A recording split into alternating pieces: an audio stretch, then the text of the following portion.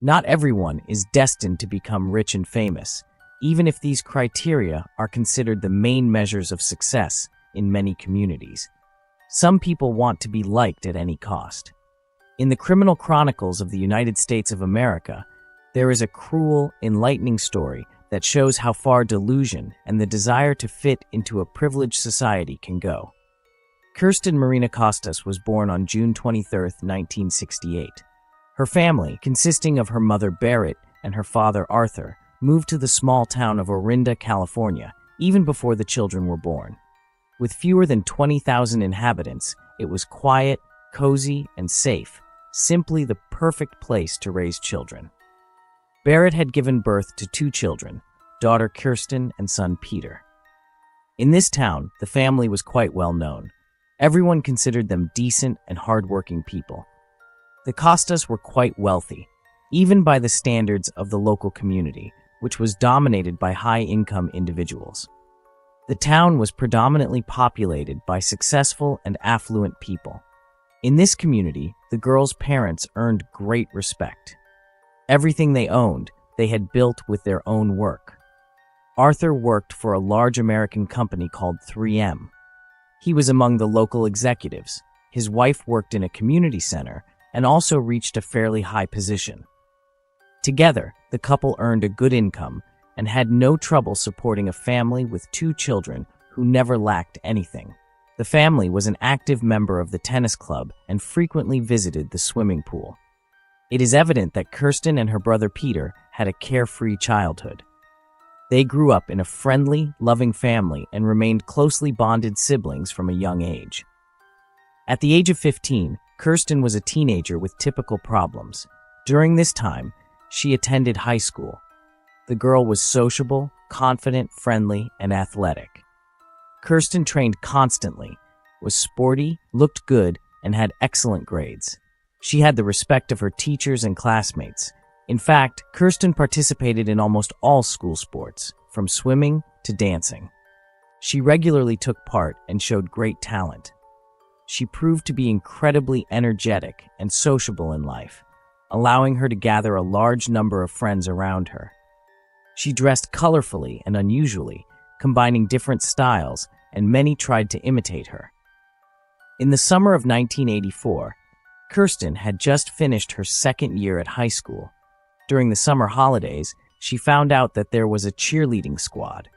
The girl was smart, charismatic, and athletically successful, the perfect cheerleader. Kirsten was very popular at school, and she really liked this additional opportunity to prove herself. Together with a friend, she applied to become a member of the cheerleading group, but the 20-member committee chose Kirsten. The selection process was very serious, and it was not easy for her to win. This was because the girl also trained a lot at home and did everything she could to secure a place on the team. The family supported Kirsten.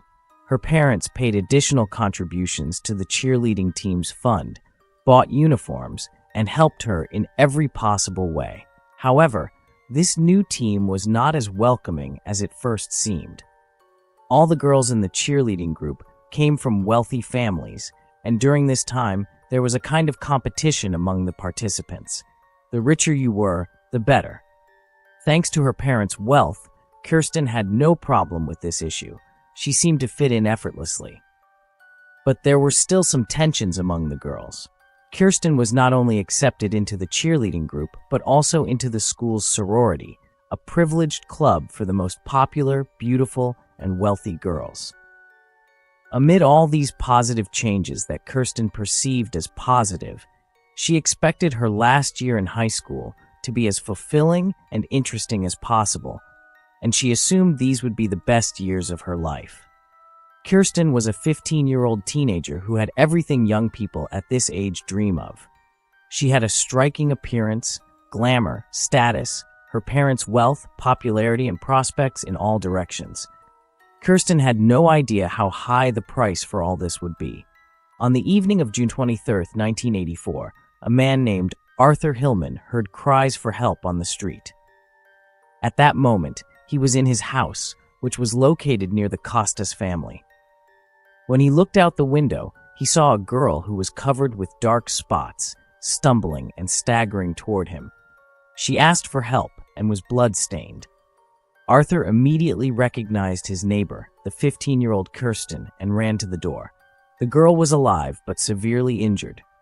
With her last strength, she managed to say that she had been attacked and stabbed multiple times not far from the front door. The attacker had then simply fled. Kirsten did not name the assailant.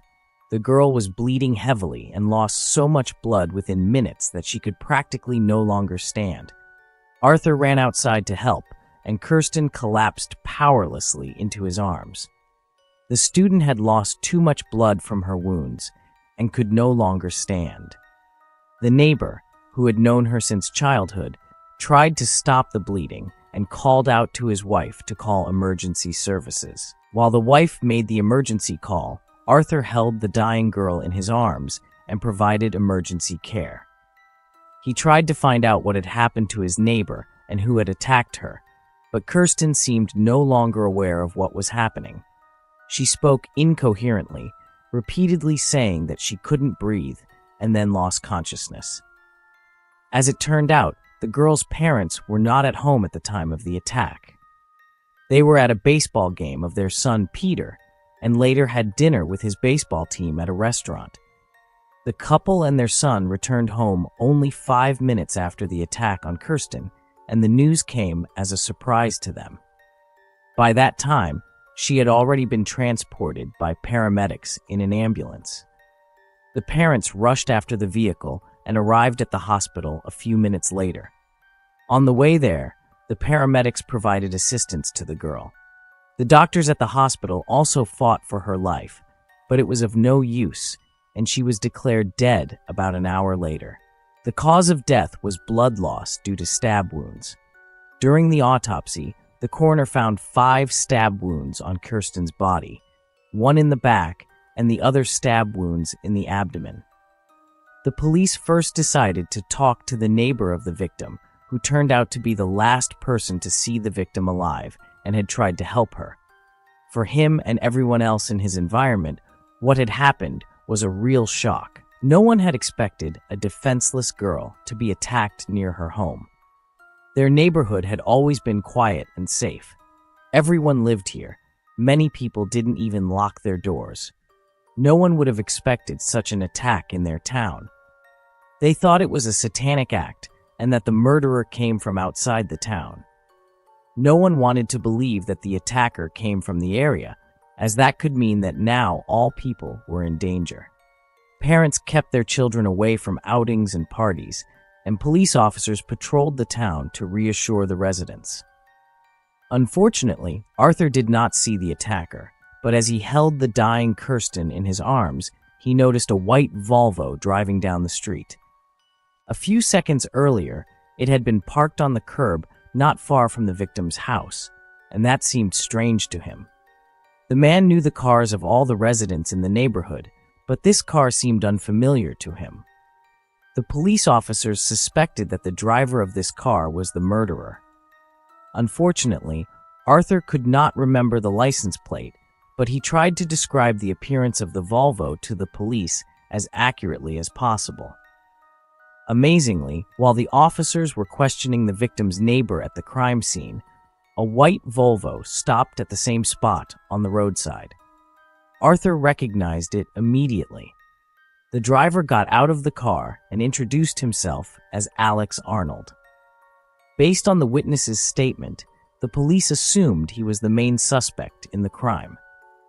The fact that he appeared again at the crime scene during the investigation seemed strange, and as we know, murderers often return to the crime scene.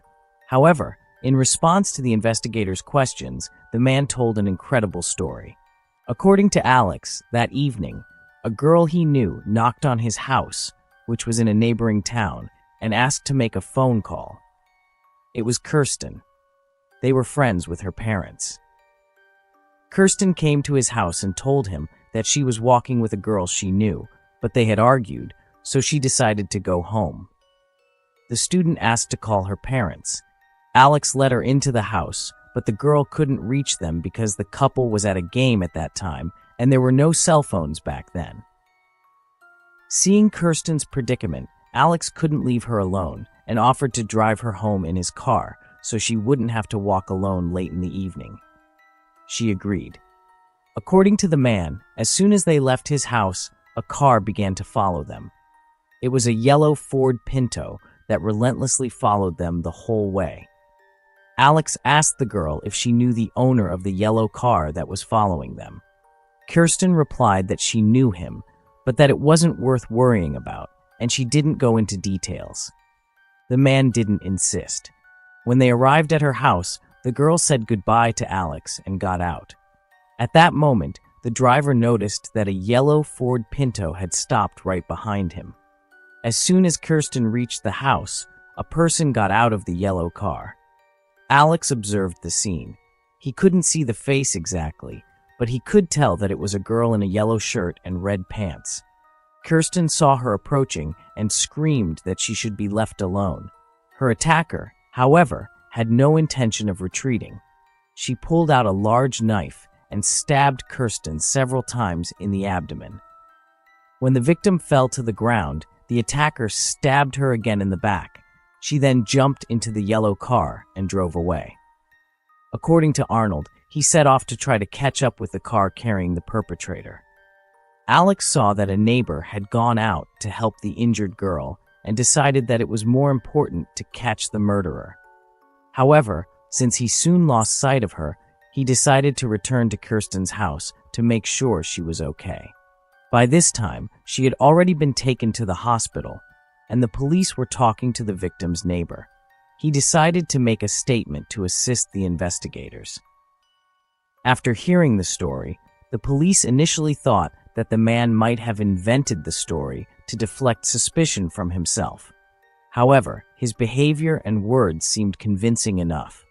He successfully passed a lie detector test and showed no traces of blood. He was eventually removed from the list of suspects. This also happened after checking his phone. Calls had been made from Alex's private number to the Costas' house. There were several witnesses who confirmed that Kirsten had asked him for help. Alex's wife, who was also in the house, confirmed her husband's story. After the failed call, the man drove Kirsten home. It would have been illogical for him to kill her in front of the girl's house and risk being caught by neighbors or possibly the parents when he could have done it safely in his own home. Alex was questioned extensively and was able to describe the attacker as a young girl with blonde hair. He could describe quite in detail what he had seen, giving the police officers guidance to find the perpetrator. Initially, it was decided to check Kirsten's immediate surroundings to find a girl matching her description. Possibly, it was the same acquaintance with whom the victim had argued that evening. The investigators later spoke to the victim's parents and obtained useful information. According to the mother, a week before the attack, while her daughter was attending a cheerleader camp, she received a strange call. A girl called the house and identified herself as Kim. She said she was a leader of the school's cheerleading squad and invited Kirsten to a private sorority party. This party was to take place on June 23rd, and all members of the sorority were to attend. Kirsten was, of course, invited to this event for the most popular teenagers. A car was supposed to pick Kirsten up that evening, and she was not to tell anyone about it. This coincidence seemed strange to the investigators because the murder happened right after the sorority party. The police found out that this invitation was actually a deception. They managed to call most of the cheerleaders, and it turned out that none of them had been invited to the party or had attended it. Moreover, the cheerleader Kim was on vacation in Hawaii at that time, and without her, the party couldn't have taken place. Obviously, she couldn't have called and arranged meetings, so it wasn't Kim who called. Apparently, the invitation was directed only at Kirsten to lure her out and reprimand her. Unfortunately, there was no way to trace the call. The data had already been deleted, which significantly slowed down the investigation. The investigators knew that the call had been made a week before the murder, which meant it was a deliberate, carefully planned attack. The investigators realized that the so-called leader of the sorority, who called the Costas, must have known her victim well and had a motive. Most likely, they went to school together, or the girl also belonged to the cheerleaders and possibly harbored a grudge against the victim. The investigators then began to closely examine Kirsten's immediate surroundings. They questioned dozens of girls and even had several of them take a lie detector test. In conversations with other students, the investigators found that Kirsten was one of the most popular girls at school. They speculated that the murderer might have been an outsider who often harbored hatred towards people like Kirsten and wanted to exact revenge. It was assumed that it was a lonely, rebellious girl who found it difficult to fit into society and was not socialized. Nancy Kane fit this description perfectly. She also went to school with Kirsten and had an unusual sense of style. She dressed in dark colors, dyed her hair, and used aggressive makeup. Other students reported that she often drank and liked to smoke illegal substances. Nancy was an outsider in the class and was often criticized by other students, including Kirsten. Nancy had once been a popular teenager herself, but later admitted that she was bored with the monotonous friends and didn't like the life concepts of these rich girls. Their paths diverged, and others began to avoid her, so she became a loner. The investigators suggested Nancy come in for an interview to ask her some questions, and she appeared at the station. According to Nancy, she had an alibi. She was at the cinema on the evening of the massacre. The girl, however, refused to undergo a lie detector test, and her relatives also strongly opposed this test to avoid traumatizing their daughter's still undeveloped psyche. Father and mother feared that the test could yield a false result due to Nancy's excitement. Despite the validity of these opinions, the investigators became very suspicious of Nancy, who qualified as a suspect. Of course, the investigators believed that the real reason for her refusal to undergo the lie detector test was that Nancy was involved in the attack and was afraid of being exposed. However, there was no solid evidence against her that would have allowed charges to be brought against the main suspect. The investigators decided to release the girl, but did not exclude her as a suspect and began to closely monitor her. In the community, rumors spread that Nancy had threatened Kristen in class the day before her death and that they had had an argument. The suspect, however, denied this information. Calls from residents threatening her with death came to Nancy's house every evening. Most people believed that Nancy was behind the crime. The suspect became a real outcast, was bullied at school, and her parents were forced to transfer her to another school. Nancy and her parents were having a difficult time at this point. Later, Nancy herself returned to the station and revealed that she had lied to the police officers. According to the student, she was not at the cinema at the time of the attack, but was out with her boyfriend. The girl stated that she was afraid her parents might find out where she really was and ruin her relationship, which is why she didn't tell the truth about her whereabouts in front of her parents. Nancy's boyfriend confirmed her alibi. The young man admitted to the investigators that he met with Nancy in the evening and that they were together until late at night. The investigators were therefore forced to exclude her as a possible perpetrator. The investigation continued, but there were no visible progress. The police questioned dozens of teenagers and even offered a reward for information leading to the capture and punishment of the murderer, but all this had no effect. Months passed without results. Therefore, the district police decided to turn to the FBI. The agents participated in the investigation into Kirsten's murder. Their task was to create a psychological profile of the murderer that the police officers could compare with the girls from the deceased's close circle. The FBI assumed that the murderer was about the same age as the victim. They assumed that she lived near Kirsten and was familiar with the area, allowing her to evade pursuit. The girl must have harbored a strong grudge against the victim, which was the reason for the attack. The agent was sure that the perpetrator felt no remorse for what had happened and believed that Kirsten deserved such punishment. After the police had checked all the girls from the victim's environment, suspicion fell on Bernadette Prati, a student from the same class as the victim. She was 16 years old at the time of the crime. Both girls were part of an active community, but Kirsten was considered the most popular at school, while Bernadette only aspired to belong to the privileged youths and was very jealous of the deceased. Several months had passed since the investigation began when the victim's parents hired a private detective. The mother and father were eager to find out what had happened to their daughter and were dissatisfied with the slow progress of the investigation. This initiative quickly bore fruit. The hired detective analyzed all the data the police had collected and found the girl who most closely matched the police's description and the witness Alex. It was the private detective who first suspected Bernadette Prati of being involved in the massacre. As it turned out, Bernadette was one of the first to be contacted by the police at the beginning of the investigation. She actively participated in the investigation and even passed a lie detector test.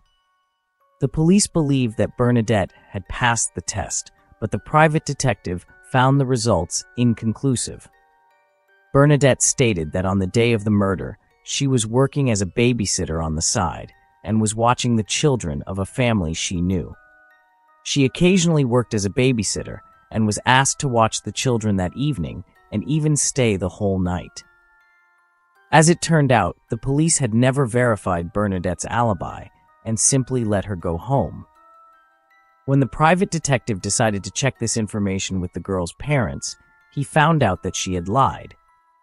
Bernadette had referred to a family with children she hadn't worked with for over a year, and they themselves denied the student's statement.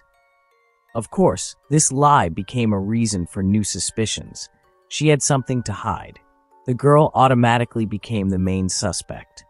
In December 1984, Bernadette was questioned again at the police station based on a tip from the private detective. 6 months had passed since the investigation began. The high school student perfectly matched the murderer's profile. The girl did not deny that she really knew the victim and had even met with her the night before the attack, but did not confirm the investigators' suspicion that she had attacked the victim. It is known that Bernadette, along with other classmates, even attended Kirsten's funeral. Witnesses reported that the girl cried there, but in reality, it was all just an act necessary to deflect any suspicion from the police.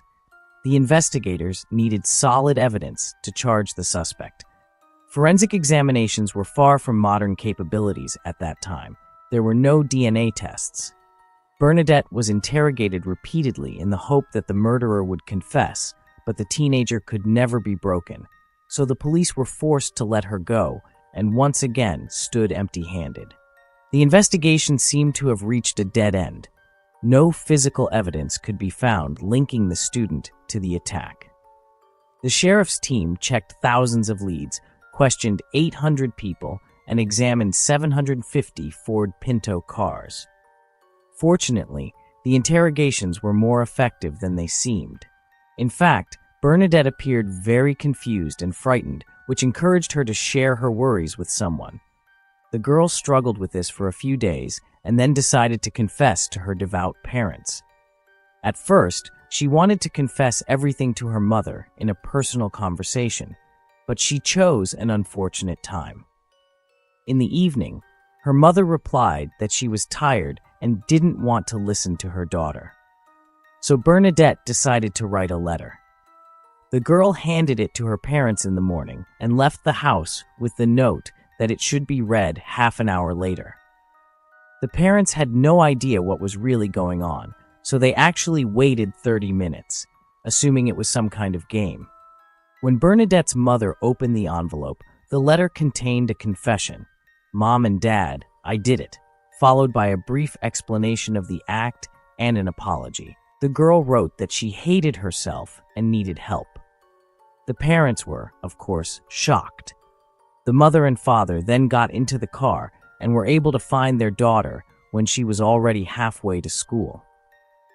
The parents decided to do the right thing, put Bernadette in the car, and drove her to the nearest police station, where the student repeated her confession to the officers and admitted everything. The high school student confessed that she had organized and carried out the murder of her friend. Bernadette had faked a meeting to lure her into a trap. However, she admitted that she did not intend to kill her. Rather, the girl just wanted to talk to Kirsten and get closer to her. Bernadette dreamed of being just as popular and decided to befriend Kirsten. The girl didn't make it into the cheerleading squad, the sorority, or even into the school's schedule, so she was determined to change that. On the evening of June 23, 1984, she took her parents' yellow Ford and said she urgently needed to go to a friend's children. In this way, Bernadette tried to create an alibi to be away for the whole night. She then drove to Kirsten's house and picked her up in her car. The unsuspecting Kirsten got into the car. Bernadette deceived her supposed victim by telling her they were on their way because she had also been accepted into the popular cheerleading community and needed a ride. In reality, Bernadette drove to a neighboring town. The girl drove to a nearby parking lot near a church and stopped on the side so that her car was in the shade. A confused Kirsten tried to figure out what was going on and why they had driven in the other direction. Then, Bernadette confessed that there would be no party. She pulled out some illegal substances and offered to smoke them. Contrary to expectations, Kirsten refused. She didn't take substances and began to get angry. An argument broke out between the girls. According to Bernadette, her friend demanded that she be taken home. This whole ridiculous situation only made Kirsten angrier. She wasn't happy about it, and such an extravagant way of making friends through abduction seemed strange to her. Kirsten said so. The whole thing with the fake party appeared completely inappropriate and inexplicable to her, so she lost her temper and simply left. She wanted to get home alone. In this way, the victim reached Alex, who helped the student and took her in his car. All the while, they were followed by Bernadette, who, according to her, wanted to see how her classmate would get home. The murderer admitted that she had gone after Kirsten because she was afraid that her failed friend might tell the school about her unusual attempt at friendship. She would be seen as strange and ridiculed by everyone. That was a real catastrophe for the teenager. She desperately wanted to belong to the popular girls along with Kirsten and not become the object of ridicule. The girl was so frightened that she couldn't find a better way to solve this problem than to get rid of Kirsten. From the murderer's words, it emerged that she did her best to please Kirsten and gain her approval and support. She invented a fake party so they could spend time together and even brought illegal substances, which she thought would bring them together. In this way, according to Bernadette's plan, she would prove to Kirsten how well she could fit into their circle of friends. The student dreamed of climbing up the class hierarchy and becoming popular, so she made great efforts, but she obviously overdid it, and this absurd idea only worsened the situation. Bernadette had always envied Kirsten. No matter what she did, the student proved to be inferior to Kirsten. The envy and jealousy grew over the years and eventually culminated in a bloody tragedy. After the murder, Bernadette returned home, hid the knife in the garden, and went for a walk with her mother and dog. The next day, she washed the knife and returned it to the kitchen. Later, the girl threw her shirt and pants into a trash can near the school. There were numerous witnesses who confirmed the FBI agent's statements. Bernadette indeed harbored a strong grudge against her victim and had a motive. Many students at the school repeatedly observed how Kirsten admonished Bernadette and even occasionally mocked her. Both seemed to talk friendly with each other, but Kirsten occasionally called her a wannabe. All this offended the girl. Bernadette's family was much poorer than Kirsten's. The suspect's parents were already retired and couldn't afford many things. All this only made matters worse. The murderer claimed she had no evil intentions when she began preparing her plan.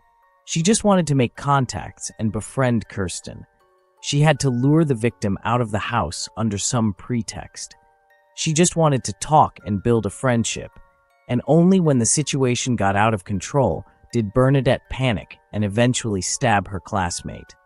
She emphasized that it was not a premeditated murder, but the result of an unfortunate chain of circumstances. However, this story had at least one inconsistency. How could Bernadette get her hands on a knife over 40 centimeters long? Such a weapon cannot accidentally end up in the girl's hands. This suggests that Bernadette may not have intended to kill Kirsten immediately, but had considered this possibility and prepared for a possible murder. The case was tried in court in March 1985. The prosecution disputed the murderer's statement and believed that the attack was carefully planned. All the lies about the invented party, the attempt to lure Kirsten out of the house, the large butcher knife that somehow accidentally ended up in the perpetrator's car, all these facts pointed to deliberate action. Bernadette had clearly planned the murder long in advance. The defendant's lawyer insisted on an unintentional act. The student countered the prosecutor by saying she used the knife to peel fruit in her car, which she loved and often bought. This argument, of course, seemed doubtful, as it's not very practical to use such a large knife, normally used for cutting meat, to peel fruit. Either way, the prosecution failed to convincingly prove the intent for murder. The jury decided that the student was guilty of involuntary manslaughter. Since the girl was still a minor at the time of the crime, she received only 9 years in a juvenile detention center. According to her lawyer, juveniles convicted of murder in California serve an average sentence of 4 to 6 years. Bernadette served 7 years of her stated sentence before being released on parole in 1992. By this time, she was 23 years old. Naturally, Kirsten's family was outraged by such a mild punishment for the brutal attack on their daughter. By this time, the murderer had already graduated from high school, passed her exams, and even received a diploma. She had a whole life ahead of her, which Kirsten was no longer granted. After her release, Bernadette changed her name and moved to another state, far away from malicious gossip. She married and had 2 children. Today, Bernadette is in her 50s and has lived the full life she had denied her classmate. The Costas family left Orinda and moved to Hawaii.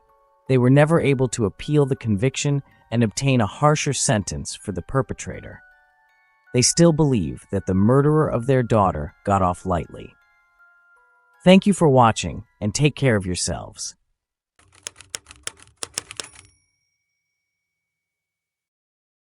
She was an ordinary student, friendly, cheerful, open, and sociable. She and her boyfriend looked like a young couple, like thousands of others. But behind this outward normality, something disturbing was hidden.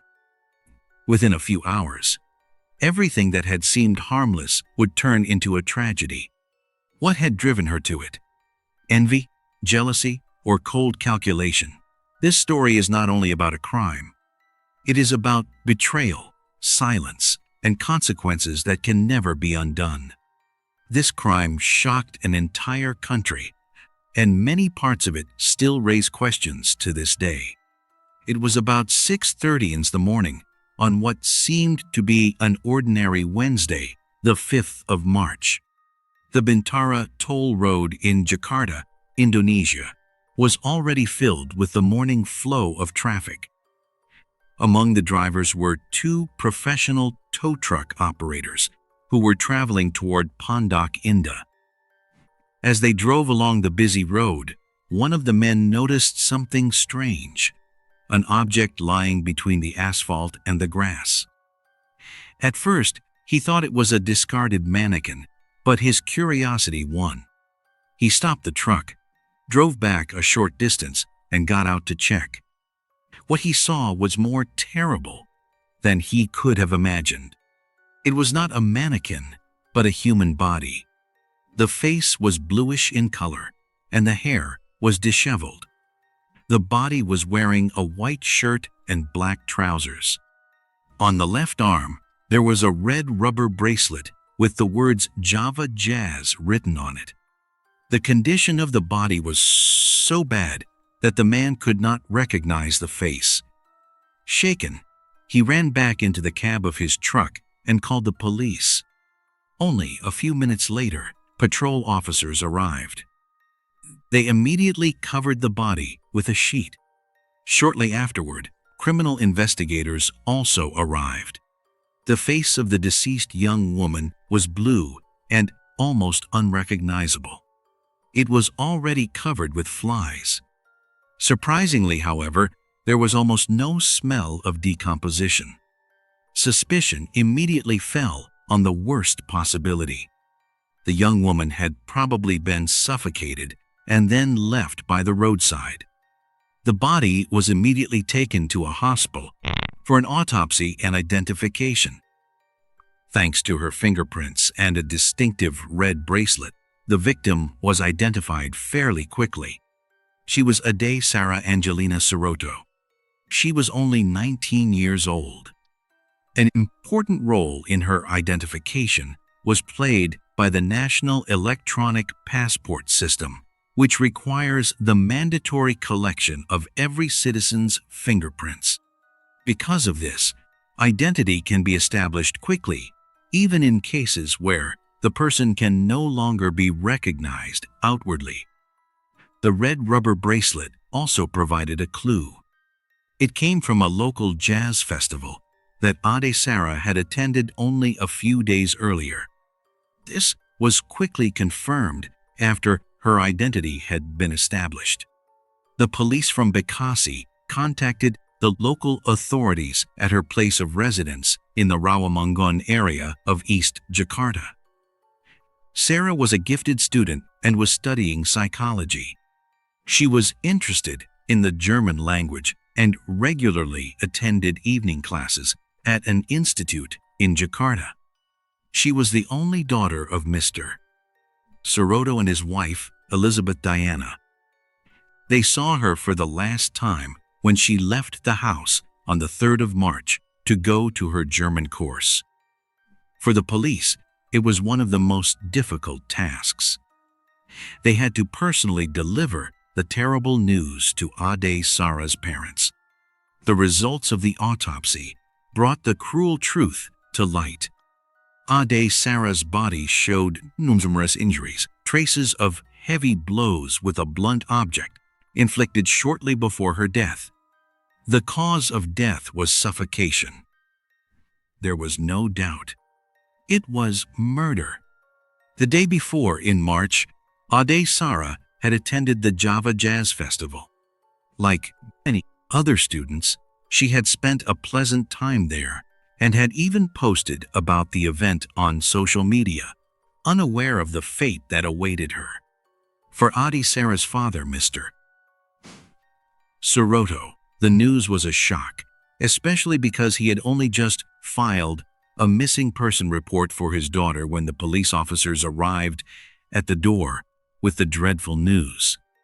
On the morning of Monday the 3rd of March, 2014, Ade Sarah said goodbye to her father, who drove her to Klender Station. From there, she planned to go to her university. In the evening, she had a German course at the institute at 6:30. That was last time her parents saw their daughter alive. According to some sources, she had mentioned that day that she would spend the night at a friend's house. The next day, the 4th of March, her father thought that the battery of her mobile phone had simply run out.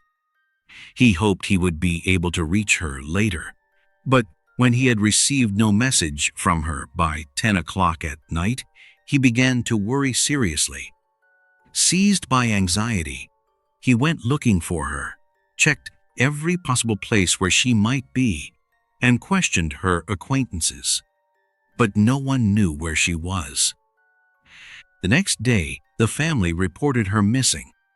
When Ade Sarah's parents were asked to identify the body, they could not recognize her. Her face was badly disfigured, and her body was covered with wounds. Her relatives were left with pain and many questions. What had happened to Ade Sarah in her final hours, and who could have committed such a cruel crime? It turned out that Ade Sarah had not appeared at her German course on the 3rd of March. Her teacher, the 22-year-old Nadia Amanda Prativi, began to worry. Ade Sarah had never been late. By 8 o'clock in the evening, Nadia tried to call her twice, but without success. No one answered. The investigators began questioning her friends and soon came across an important clue. It turned out that Ade Sarah had written to a friend and mentioned that she was going to meet a girl named Asifa at Gandangdia station. The 18-year-old Asifa had asked her for advice about enrolling in a German course. However, the situation was complicated by the fact that Asifa was in a relationship with Ade Sarah's ex-boyfriend, Hafid, a young man whom Ade Sarah tried to avoid in every possible way. Ade Sarah and Hafid had a difficult past. Both were young and had gone to the same school. Their relationship lasted about a year until Ade Sarah found out about Hafid's infidelity. He refused to admit his guilt, and eventually they broke up. Later, Hafid tried to restart the relationship, but Ade Sarah remained firm. She did not want to look back. According to Ade Sarah's mother, Elizabeth, Hafid seemed like a polite, friendly, caring, and very romantic young man. He came from a wealthy family. His father was a doctor. She knew that Ade Sarah had broken up with Hafid after learning about his affair. Later, during questioning, the German teacher Nadia told the police that Ade Sarah had confided in her about how difficult the breakup had been for her and that Hafid had been jealous, intrusive, and possessive. During their relationship, he could appear loving and caring. But behind his free tenderness was a pathological need to control everything. Perhaps the betrayal was the final straw, and the breakup was the long-awaited liberation from suffocating bonds. Ade Sarah wanted to completely cut off all contact with him. She deleted all their photos together from her phone and was determined to move on. The perfect gift for the Advent season. Available on Amazon. Link in the description. Hafid, however, had no intention of giving up. His attempts to win her back were more like obsessive stalking. Their differing religious views only strengthened Ade Sarah's determination to end the relationship. But Hafid continued harassing her on social media and even went so far as to hire a hacker to break into her accounts. Although he was already in a relationship with Asifa, Hafid continued seeking contact with Ade Sarah, and Asifa knew about it. After a meeting arranged for the 3rd of March, Ade Sarah was never seen again. Her friend from the German course, Adi, also raised the alarm. The next day, she posted a photo of the young woman on social media with the caption, "Missing, last seen on the afternoon of the 3rd of March at Gandangdia station."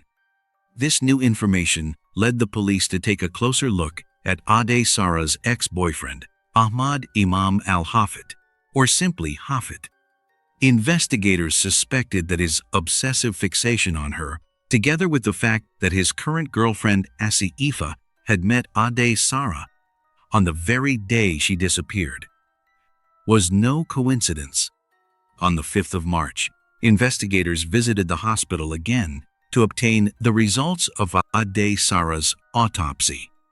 There, they also questioned her friends who had gathered at the hospital to say goodbye to their beloved friend. They described her as a good, cheerful, and very kind young woman. The atmosphere in the hospital was oppressive. Grief and confusion filled the air. The autopsy results revealed terrible details about the final hours of Ade Sara's life. When she was found, her body had bruises on her arms, neck, and legs. Her face was bluish, barely recognizable, and her mouth had been stuffed with newspaper. The cause of death was suffocation. A piece of newspaper had become lodged in her throat. Numerous bruises indicated that she had been beaten with a blunt object. According to the forensic report, the torture continued for several hours until death occurred. Among those who came to the hospital to say goodbye to Ade Sara were her ex-boyfriend Hafid and his current girlfriend Asifa. Both appeared shocked, expressed their condolences, and even posted angry messages on social media in which they cursed whoever was responsible for Ade Sara's death. Hafid seemed especially downcast and sad, and quietly blended in among the grieving friends. During questioning, however, the police found that Hafid did not have a convincing alibi for the evening of Ade Sara's disappearance. Some sources also reported that he had a bite wound on his hand. The next day, the 6th of March, the police arrested Hafid at 4 o'clock in the afternoon directly at the hospital, while he was still publicly mourning the victim. Under the pressure of the evidence, Hafid confessed to his crime fairly quickly. He admitted that his girlfriend Asifa had been involved in the crime. She was arrested an hour later. What particularly disturbed the investigators was that neither suspect showed even a spark of remorse. During the interrogations, they smiled and displayed a disturbing indifference toward the seriousness of their act. Hafid and Asifa confessed that Ade Sara had been killed inside a small Kia Visto on the way from South Jakarta to East Jakarta. She was brutally beaten and tortured for several hours until she suffocated. Further investigation helped reconstruct the horrifying sequence of events from the moment Hafid and Asifa lured Ade Sara into the trap until her agonizing death. The tragic events of the 3rd of March unfolded with frightening precision. The plan that led to Ade Sara's death had been prepared in advance by Hafid. He asked his girlfriend Asifa to arrange a meeting with Ade Sara under the pretext of asking about German lessons. The plan was for them to meet at the station and go to the lesson together. Hafid claimed that this was the only way he could see Ade Sara, since she had refused to meet him. Asifa later admitted that she and Hafid had planned to kidnap Ade Sara and possibly kill her together. The meeting took place at around 5:30 in the afternoon. When Ade Sara approached Asifa, she was friendly and grateful. But soon Hafid appeared, supposedly by coincidence nearby, and offered to give them a ride. It is unclear exactly what Asifa said, but somehow she managed to persuade Ade Sara to get into the car. At that point, there was still no suspicion. On the contrary, Hafid actually drove the girls to the location of their German class in central Jakarta. Both got out of the car. Then, Hafid and Asifa staged a fake argument during which he demanded that Asifa get back into the car. She allegedly turned to Ade Sara in tears and begged her not to let her ride alone with Hafid. Exactly what they said to each other in that moment is not known. But perhaps Sarah felt pity for the girl as she remembered her own painful experiences with Hafid. Moved by the scene of the argument, she decided not to leave the two of them alone and got into the car with them. But as soon as Ade Sara was inside the car, a real nightmare began. The situation changed instantly. Hafid and Asifa began beating Ade Sara. Afraid that she might escape, Asifa suggested a cruel method to keep her inside, persuading her to take off her clothes. In her view, the shame of standing without clothing in a conservative society would make Ade Sarsa stay in the car. She even tried to undress Ade Sara herself, but Ade Sara resisted and chose to undress herself to avoid further humiliation. At around 7 o'clock in the evening, the violence escalated. Hafid kicked Ade Sara in the throat, hit her with his hands, and then struck her several times with a stun device. Asifa also took part in the abuse. She hit Ade Sara with her shoes. To suppress her screams, Asifa stuffed newspaper into her mouth.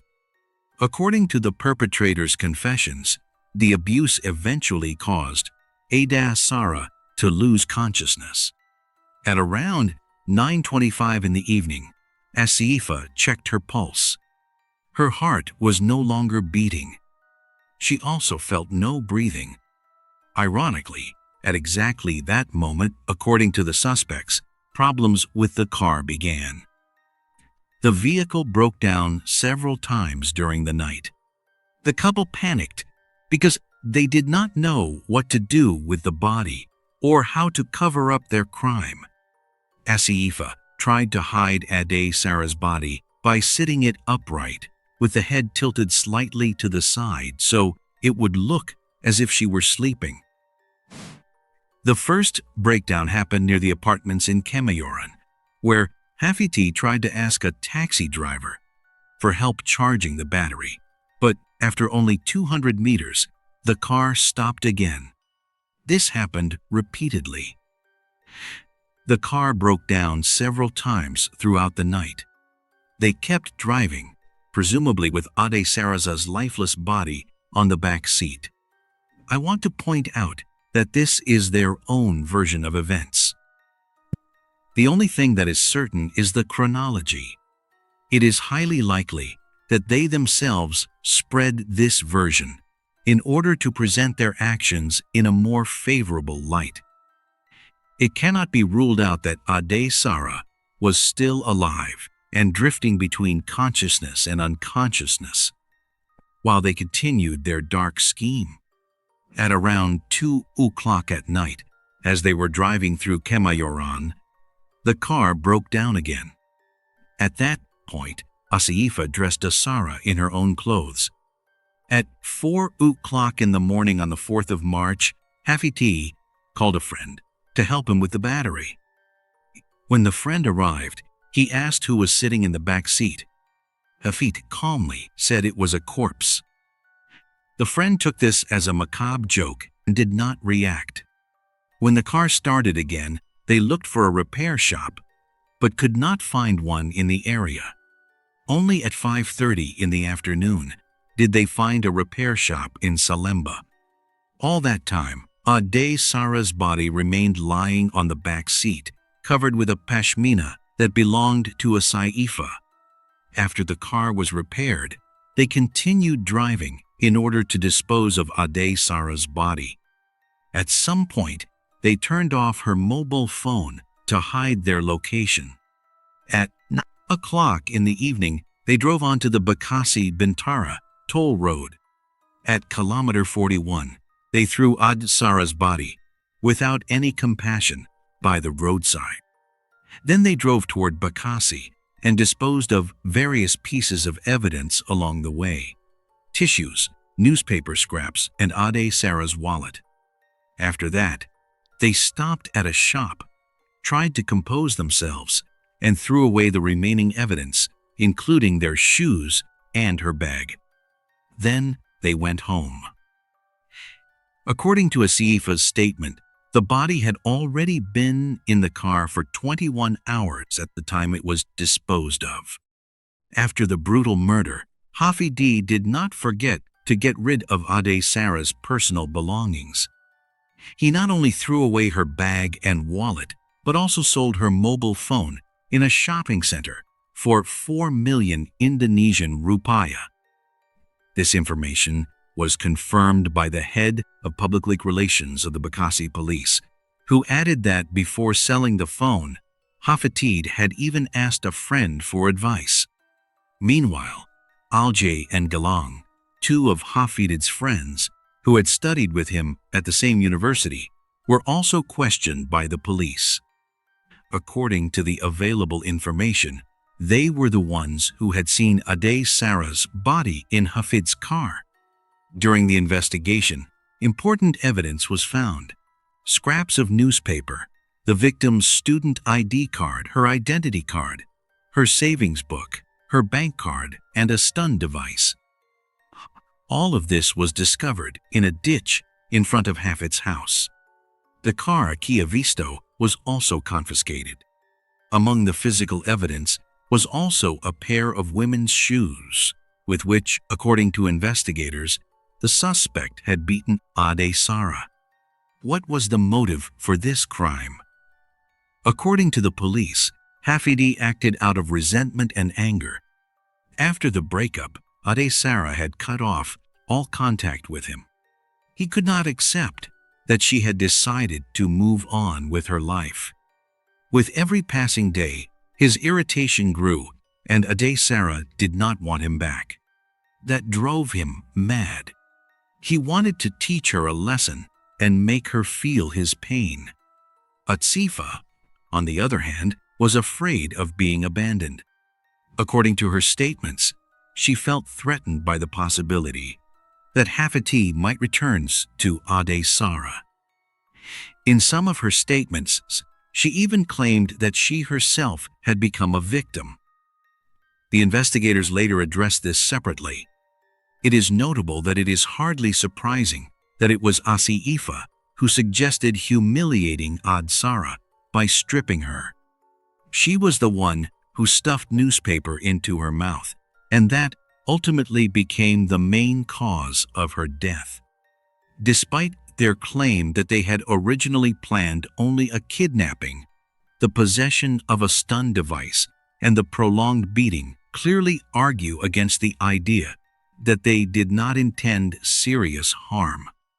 The fact that they did not seek help, did not try to save her, but instead calmly sold her phone, threw away her belongings, and left her body by the side of the road shows a shocking coldness and cruelty. Sarah was often described as beautiful and charismatic, just like her mother. But when her body was found, she was so disfigured that even her father could not recognize her. That is how cruel the crime was. In the case of Hafiti and Asifa, perhaps their original goal was not to kill her.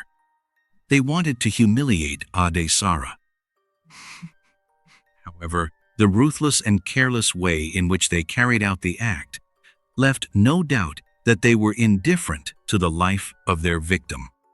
This raises serious doubts about their true intentions. Even according to their own version of events, they did not check Ade Sarah's condition, even though she was unconscious. That only strengthens the doubts about the credibility of their account. During the trial, Hafiti and Asifa ended their relationship and sat separately from each other in the courtroom.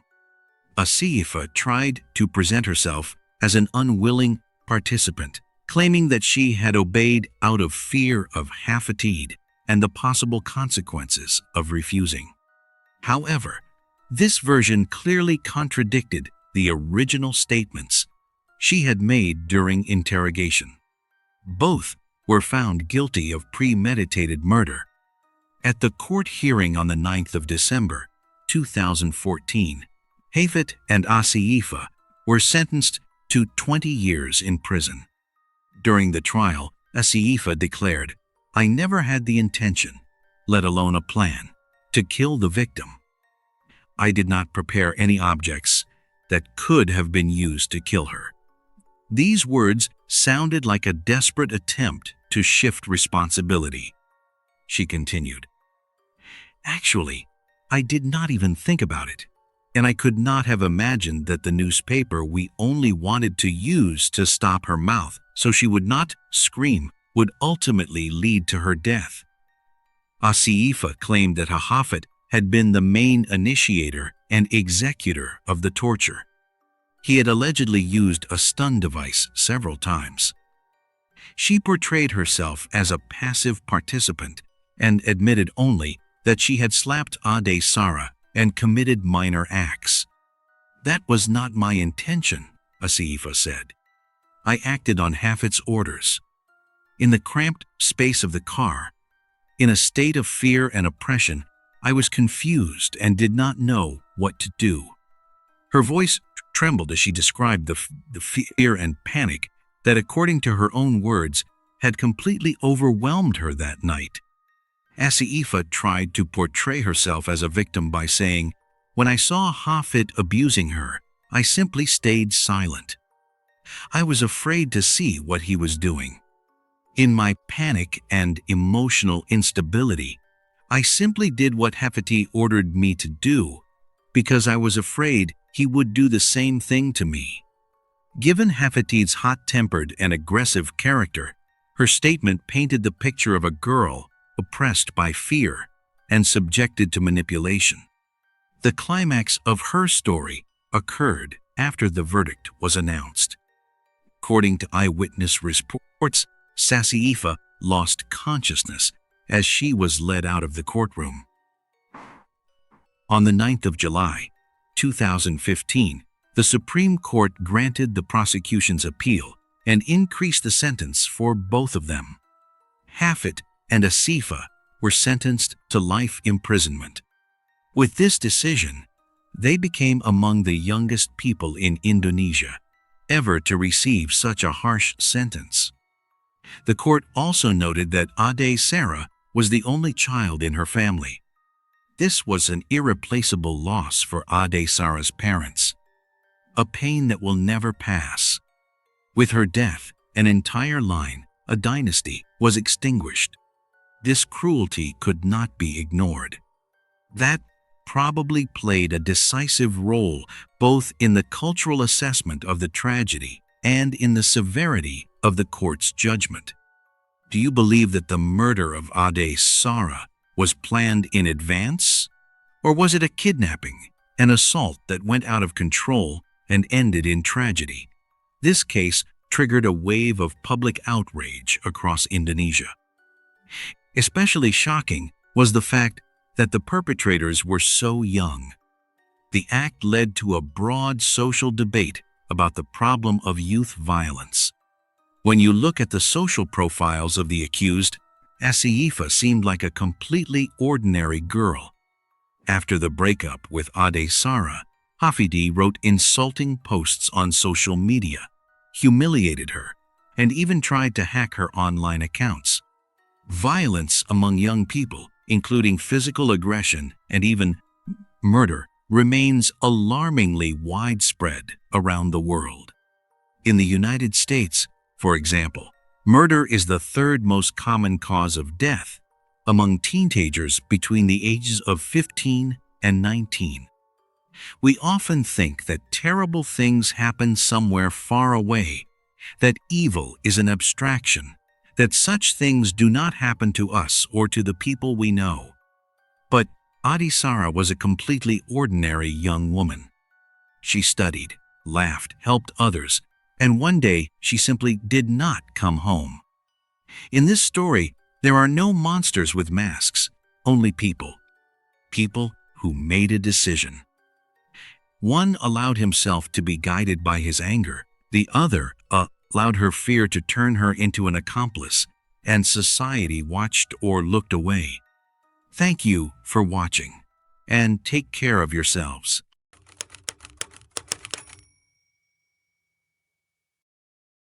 In youth, love is often at its most intense and at the same time at its most vulnerable.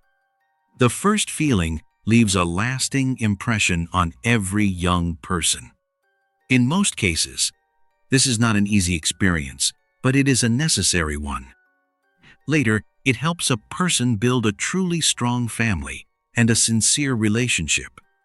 Sometimes, however, the situation develops so unfavorably that first love destroys a life and can even end in death. Fabiana Luzzi was born into a close and loving family in Corigliano Calabro, Calabria, Italy. She was a very energetic, active, and strong-willed girl. These character traits became especially clear during her teenage years. Fabiana found it very difficult when her parents told her what she had to do. From an early age, she began thinking about breaking free from the care of her mother and father. All of this led to regular conflicts. That is why Fabiana moved out while she was still 16. She settled near her family, in a rented apartment, and at the same time took a part-time job so she could support herself. At first, however, her income was not enough, and her parents helped her financially. Even so, Fabiana Luzzi was a good student. Her parents had great hopes for their daughter. In the year 2013, she was 16 years old. She attended high school, loved dancing, and took accounting courses. That was the field in which she planned to build her future success. In the springs, Fabiana was still living alone and was in an unstable relationship with a boy. They got together and broke up again, despite her parents' concern. When Fabiana began living on her own, the family situation gradually became calmer. There were fewer conflicts now. It seemed as if the girl was coping well with adult life. May 24th, 2013, was an ordinary day. No one suspected that everything would unfold differently from usual. Early in the morning, the schoolgirl went to school. She stayed in contact with her parents by mobile phone. Fabiana regularly kept in touch with them so that her mother would not worry. She was supposed to return to her parents' house after lunch. That same evening, her parents were waiting for their daughter because the whole family was preparing together for an upcoming summer trip. They had planned a family vacation. Mario Luzzi and Rosaria Ferrara waited in vain for their daughter to return from school. They became worried and tried to reach her by phone, but the girl did not respond. The parents did not panic immediately. Instead, they went to her rented apartment. Despite their persistent knocking, no one opened the door. At their request, the landlord gave them a spare key. When the mother and father entered the apartment, they saw that their daughter was not there. Fabiana still did not answer any calls. The worried parents then decided to check the school, where Fabiana might still have remained after classes. Mario and Rosaria had almost reached the school when they saw two classmates and friends of their daughter on the street. They asked the girls about Fabiana, but both said she had left directly after class and that they had not seen her since. The mother and father could not wait any longer. The entire situation was too alarming. They contacted the police and reported their daughter missing. At first, the family members and the police assumed that the girl had simply run away. Something similar had happened about a year earlier, before she had received permission to live on her own. Back then, the escape had helped convince her parents that it was better to make concessions than to continue the conflict. In the spring of 2012, she had gone to Bologna. Even then, her parents had immediately turned to the police. The search for Fabiana began. Investigators checked the schoolgirl's immediate circle and discovered that she had long planned to run away if the conflicts with her family could not be resolved. She was found quickly. Friends said that the rebellious teenager had stayed with acquaintances. Although no one knew her exact address, the girl kept in contact with her family, which made the situation much easier. Rosaria tried to convince herself that her daughter had run away again But there were two doubtful points. First, unlike during her first escape, she had not contacted anyone at all. Her mobile phone was switched off. Second, the girl had no reason to run away. She was already living alone and was quite satisfied with her situation. The Carabinieri immediately began questioning the missing schoolgirl's male and female friends. She had a very large circle of acquaintances, but the parents had already called some of these young people. No one had any idea where 16-year-old Fabiana was. However, there were several valuable clues. The police officers went to the school that the girl attended. There they wanted to speak with classmates and teachers who might have noticed something unusual. Her friends immediately said that Fabiana had been nervous that day because she was supposed to meet her boyfriend.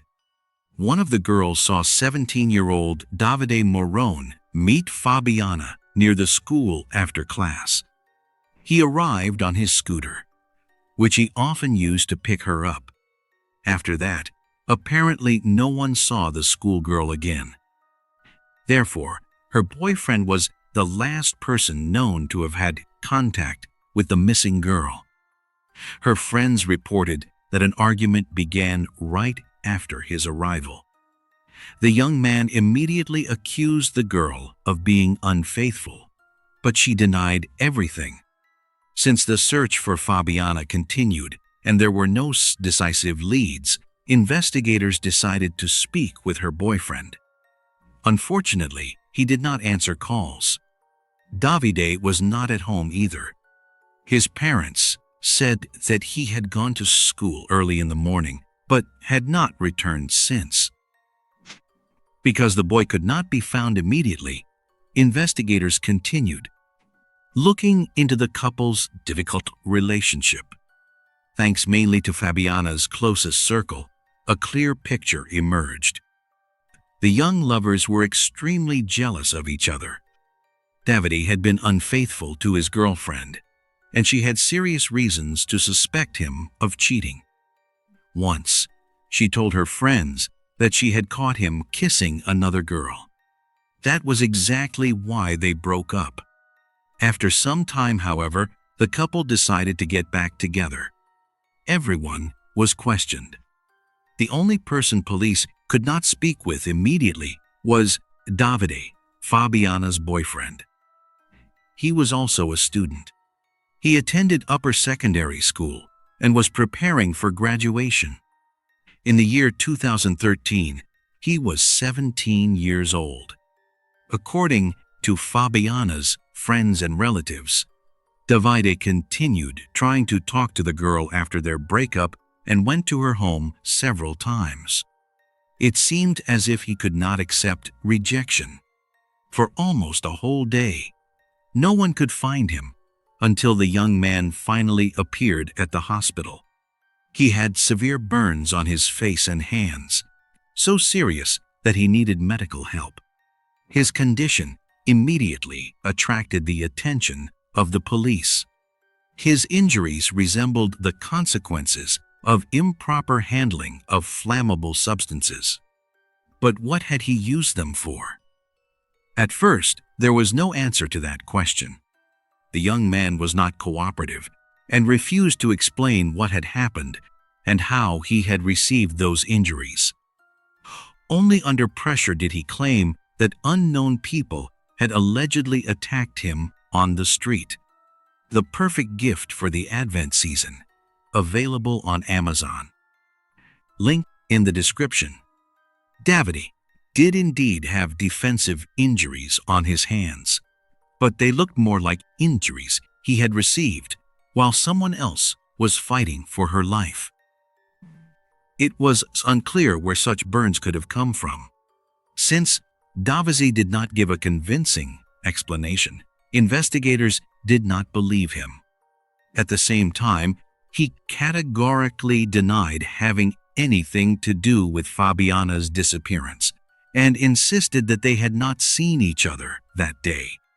All of this made investigators suspicious because several witnesses confirmed that the two had met after class. There were many inconsistencies in the young man's statements, which convinced investigators that he was lying. Of course, mere suspicion was not enough. Evidence was needed to understand what had really happened. Davide was not released immediately. Experienced investigators were certain that he was hiding the truth. Under pressure, the young man finally began to break. His story changed. First, he admitted that he had indeed picked the girl up from school. Then he claimed that he had taken her to a friend and had not seen her since. That statement, however, was quickly disproved. No one from Fabiana's closest circle had seen her after class. When he was confronted with his lie, Davide changed his statement again. Now, he admitted that he had picked up his girlfriend on his scooter and that they had started arguing near the school. The reason was his renewed suspicion that she had someone else. According to the boy, the argument continued throughout the entire ride. As soon as they left the school, Fabiana, who was sitting behind him, tried to justify herself, but he countered her words and continued accusing her, while she insisted that she had no one else. The couple did not go far. They went to an isolated place, a few kilometers from the school. There, the young man lost his patience. He stopped and got off the scooter. The conflict flared up again. They shouted at each other until the boy finally lost control. He said that everything between them was over. After saying that, he jumped on to the scooter and drove away, claiming that he had no idea what happened to the girl afterward. Investigators found out where everything had taken place. 2 police officers checked the locations but found nothing suspicious. At the same time, they spoke with Fabiana's relatives.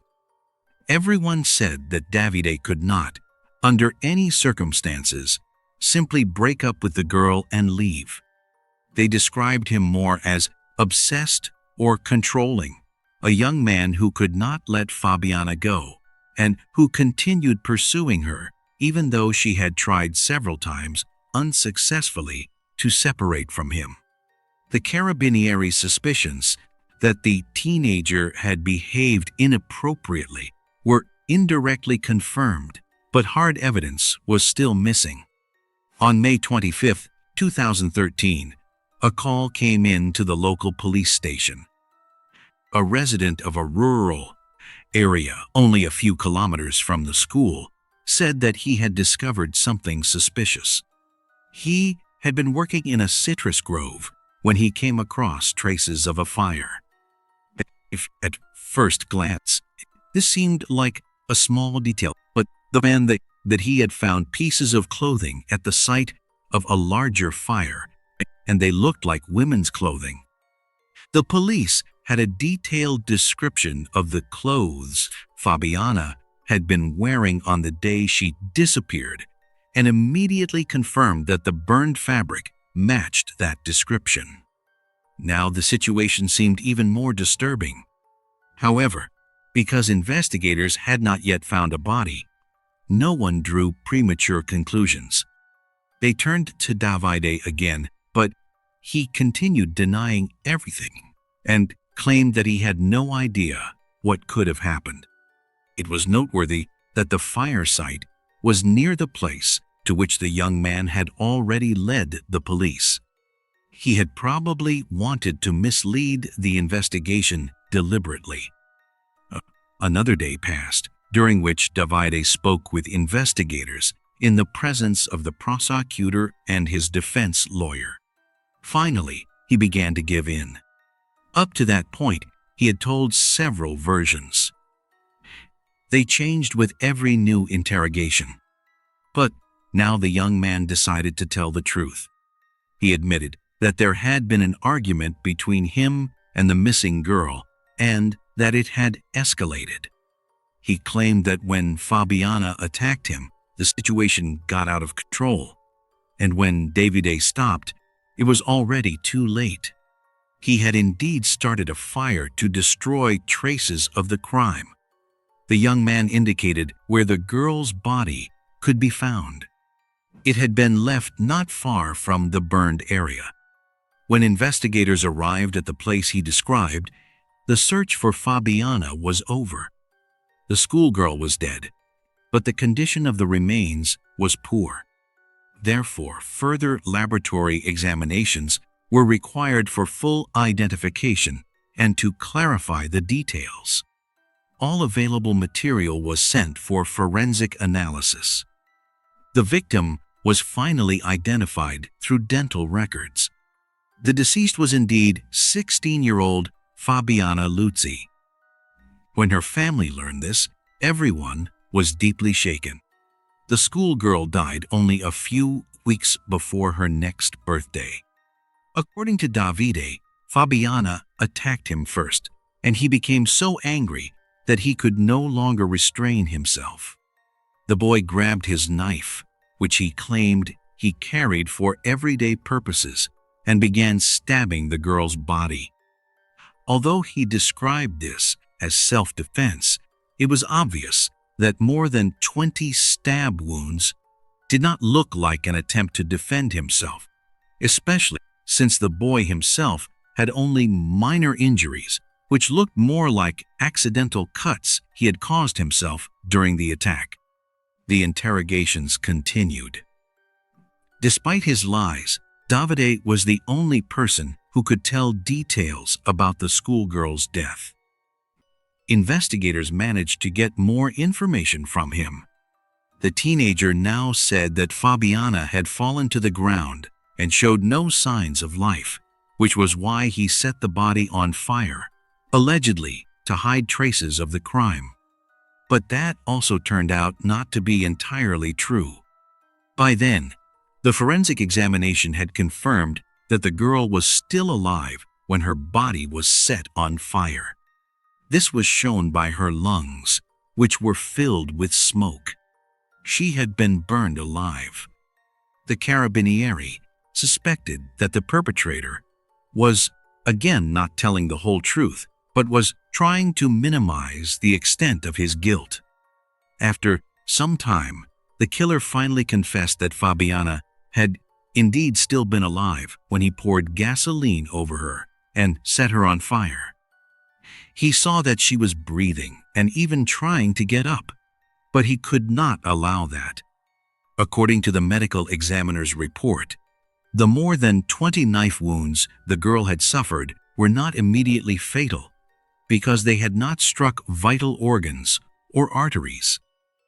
She could have bled to death, but that would have taken time. If Fabiana had received help in time, she could have been saved. That, however, did not fit the perpetrator's plan. The clarified circumstances only confirmed the version that this was a deliberate and cruel crime. Numerous witnesses pointed to tensions between the victim and Davide. Shortly before her death, they had gone through one of the most turbulent phases of their relationship. Fabiana's best friend said that the victim had broken up with her problematic boyfriend and was trying to put her private life back in order. She probably had a new boyfriend, and for such an obsessed young man, that was a serious reason for the attack. Investigators noticed how cold-blooded the young man was. It seemed as if Davide had no emotions at all. The boy continued resisting. Every word had to be practically dragged out of him. In total, the Carabinieri needed 2 days of intense interrogations before they obtained the most plausible version of events. According to the young man, he met Fabiana that day after she had finished class. He wanted to talk once again about their relationship, but she clearly told him that everything between them was over. Davide did not accept her rejection and believed that she only wanted him to pay more attention to her, that she was provoking him so he would chase after her and fight for her. But the boy was wrong. Fabiana was determined and did not want to resume the relationship. In the heat of the conflict, she said that she already had another boyfriend and therefore had no intention of getting back together. With that, she signed her own death sentence. Out of jealousy, her ex-boyfriend reached for a knife and stabbed her more than 20 times. All of this happened in a lonely, isolated part of the city on the edge of Corigliano Calabro. No one could stop the killer, and he did not stop even when Fabiana fell to the ground and was bleeding. She was still alive. But even at that moment, Davide had no intention of calling for help. Instead, he went to Scustu, took a small canister of gasoline, and poured it over her while she was still alive. Even after Davide set the schoolgirl on fire, she continued moving, but she could no longer do anything to save her life.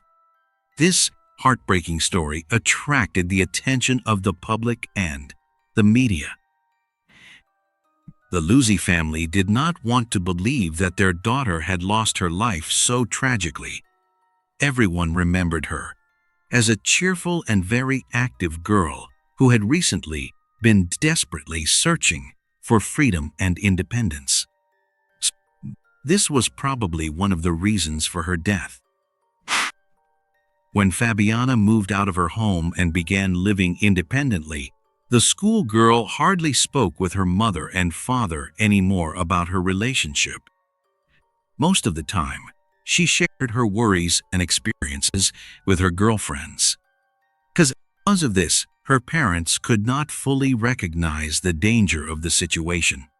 Fabiana's close friends described her relationship with Davide as unhealthy and destructive. She quickly became disappointed in the boy, whose behavior was marked by obsession and extreme jealousy. He often provoked conflicts. The reason was almost always some boy who merely passed by on the street or greeted her. It was difficult to do anything about it because the girl was still attending school. Her relatives knew about the breakup, but they did not suspect that Davide was continuing to behave like a stalker and that they were still meeting. The situation remained tense. During the separation, the girl complained to her friends about her boyfriend and wanted to go to the police to file a report. She hoped that this would help calm her intrusive ex-boyfriend. The young man's behavior was alarming and increasingly threatening. Nevertheless, for unexplained reasons, his parents were not worried about their son's condition. There were many witnesses who described Davide as an aggressive, withdrawn, and strange young man. He had difficulty making new acquaintances. Signs of violent tendencies were observed in him, but his relatives reacted with frightening indifference. Davide had always been a problematic teenager with possessive and dominant traits. According to his former girlfriend, she had needed adult help at the time to frighten the unpredictable young man enough. Only after that did he leave her alone. Fabiana, however, wanted to solve the problems herself. Davide had a difficult personal history and behavioral problems from early childhood. Also, this was worsened by domestic violence, to which he was exposed after his parents' divorce. His first stepfather was an alcoholic. He drank every day, provoked conflicts, and beat Davide and his mother. Although they soon separated from that man, the experience left deep scars.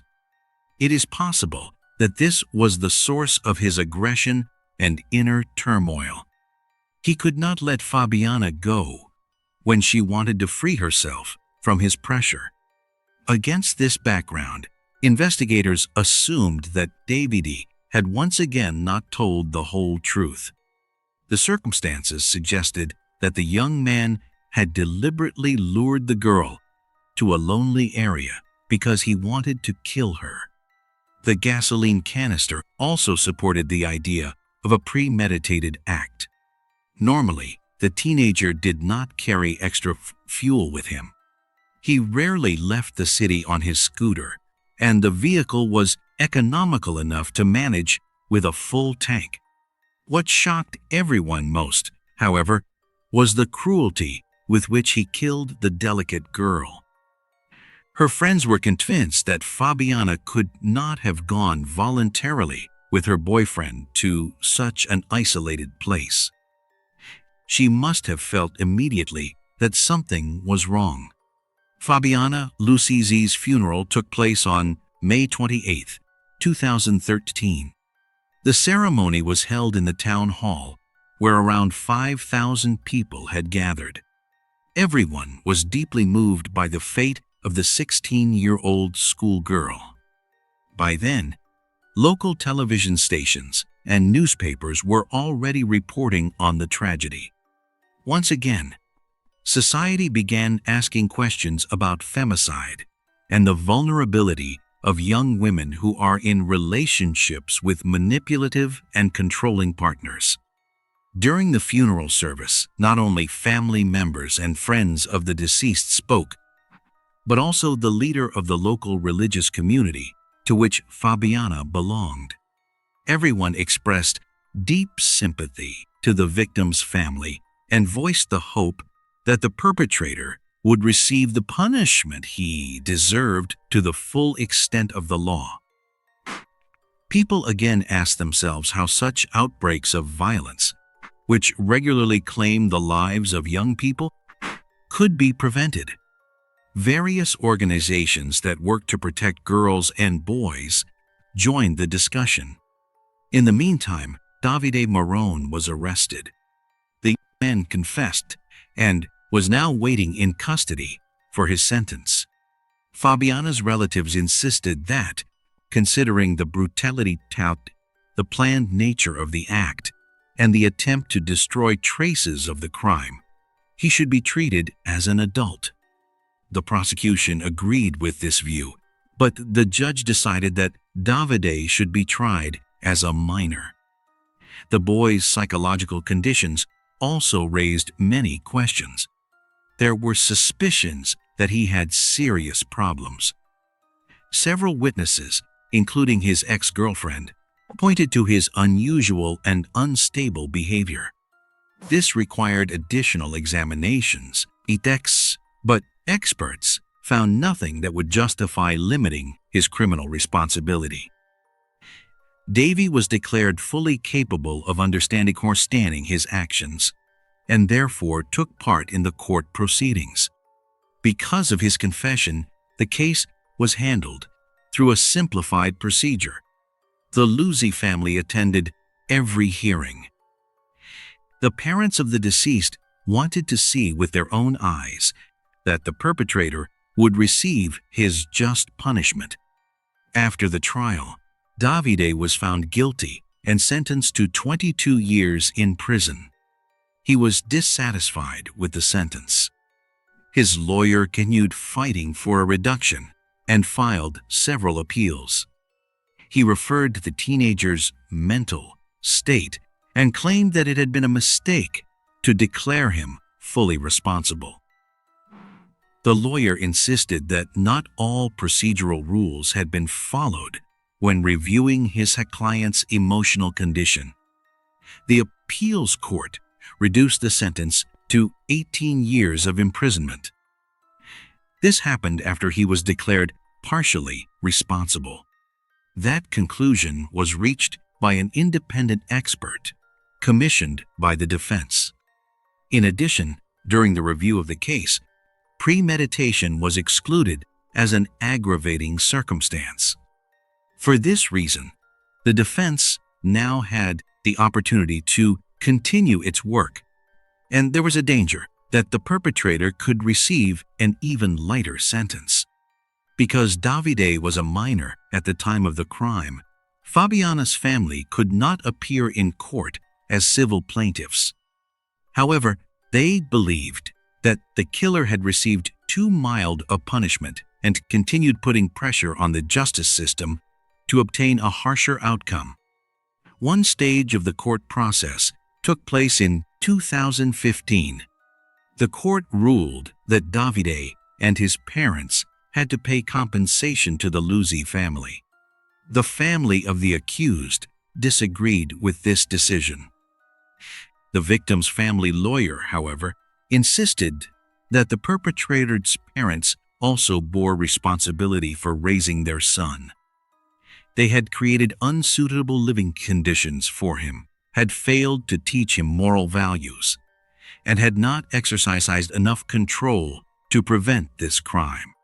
The court found that Davide's parents had not only failed to provide the necessary supervision, including medical care, but had also failed to give him the possibility of receiving an appropriate education.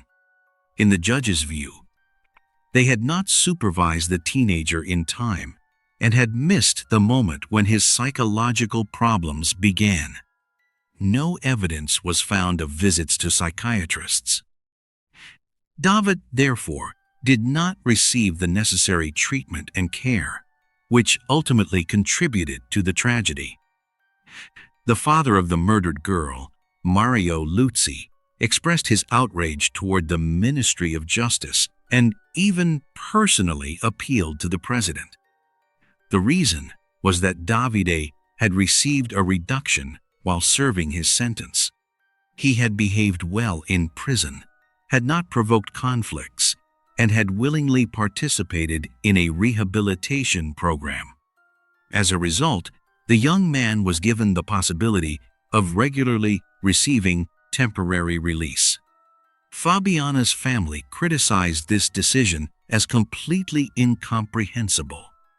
They described the laws as ones that protect not the victims, but the perpetrators. Luzzi spoke openly about the pain of losing his daughter, a pain that was only intensified by such leniency toward the perpetrator. The victim's family has never forgotten their daughter. Since 2013, they have held a vigil every year on May 24th and organized informational events to tell Fabiana's tragic story. They have connected all of this with a committed fight against gender-based violence. These activities attracted the attention of organizations that deal with similar issues at a higher level. In the year 2025, the anniversary of Fabiana Luzzi's death was marked by a Center Fighting Justice, an organization that offers legal and psychological support to women suffering in problematic relationships with aggressive partners. It is noteworthy that the events took place in a municipal suburban park where Fabiana Luzzi Square is now located. This place has become a symbol of remembrance and warning. Unfortunately, however, all these initiatives have had no effect on overly lenient legislation, which continues to cause outrage in society. Thank you for watching, and take care of yourselves.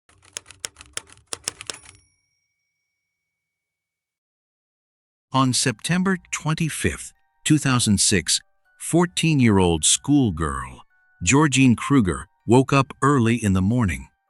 She quickly got ready and went to school. After class, Georgine got on the bus to go home. The girl was in a hurry because a casting agency had promised to call her at around 2 o'clock in the afternoon. She got off at her stop near her home. She only had about 200 meters left to walk, but she never arrived home. Her grandmother, who was waiting for her with lunch, began to worry. Georgine's sister, Michelle, was supposed to come home later because she had music lessons. When Michelle arrived, the grandmother asked about her sister. But Michelle knew nothing either. Georgine's mother, Vesna Kruger, immediately called the school when she learned that her daughter had disappeared and asked whether Georgine had been in class. The school confirmed that Georgine had been present. Vesna tried to contact the girl's friends, but they had no information either. Finally, Vesna went to the local police station to file a missing person report. At first, the police officers did not pay special attention to the case. They thought Georgine might have had an argument with a friend or gone on a date with a boy. However, when she did not return the next day either, they questioned the neighbors. Some said they had seen Georgine around that time when she got off the bus, which stopped about 200 meters from her front door. One of Georgine's friends said that they had spoken on the phone the day before she disappeared. According to investigators, the girl's phone remained switched on throughout the morning while she was at school. But at around 2 o'clock, when Georgine was already standing at the bus stop, she received a call. She did not answer it, and 2 seconds later, the phone switched off. That seemed extremely suspicious. The girl had been waiting impatiently for a call from the agency. Therefore, it was unusual that she would have switched off her phone herself, even if she had gone on a date. Investigators suspected that Georgine may have been abducted. The perpetrator had probably noticed the girl's phone, heard the incoming call, taken it from her, and immediately disposed of it. The police assumed that the perpetrator had approached Georgine on the approximately 200-meter walk from the bus stop to her home and had lured her either into his apartment or into his car. Investigators believed that the perpetrator may have watched the girl for several days and even spoken to her before deciding to attack her. So far, however, there were no clues or information about the suspect or Georgine's whereabouts. That same night, the search began. Trained dogs were used, and flyers with the girl's latest photos were distributed. They stated that Georgine was about 1 meter and 60 centimeters tall, slim, and had long, straight chestnut brown hair. She was wearing light jeans with bleach stains, a pink hoodie, a blue blouse with lettering, and brown boots. She was carrying a pink bag with a Chinese symbol. But all efforts seemed unsuccessful. The police found neither Georgine nor her clothing. After realizing that the situation was much more complicated than it had first seemed, the police officers concluded that their suspicion that the girl had been abducted was most likely correct. In October, a reward of €5,000 was offered for any information about Georgine's whereabouts. The case became known in the local media, and the police received dozens of calls about possible sightings in different districts of Berlin. But all of those leads turned out to be false. Recently released prisoners and people who had been released on bail were also checked, but none of them fit the theory of Georgine's abduction. After several months, the investigation was suspended due to a lack of evidence. There was not a single solid lead. 3 years after her disappearance, investigators resumed the search with the help of dogs. They searched the outskirts and forests around Moabit, but again found nothing. The police also checked more than 300 tips and searched the basements of Asian businesses in the area. All of it was without success. In the following years, Georgine's disappearance became one of the most famous cases in Germany. The Berlin police remained in close contact with the girl's family and provided psychological support. However, there were also people who disagreed with the official theory. Investigator Thomas Roof believed that Georgine had left voluntarily and was still hiding somewhere. Vesna, on the other hand, told the media that her daughter was most likely still alive. She liked to imagine that Georgine had gone to India to act in the films she loved so much. Before we talk about the further investigation, however, it is important to understand who this girl was, the girl whose disappearance shook Berlin. Georgine was born on April 12, 1992, in Munich. She was the middle child in the family. Tommy was several years older, and Michelle was 2 years younger. Gina, as her relatives called her, had a relatively normal childhood. Everyone described her as a cheerful, lively, and energetic girl. But when she turned 12, everything changed. Georgine's parents divorced. Her father moved away with Tommy while she stayed with her mother and sister. Her father did send money, but he barely took care of his children. His attention was focused entirely on his son, and his relationship with the girls gradually disappeared.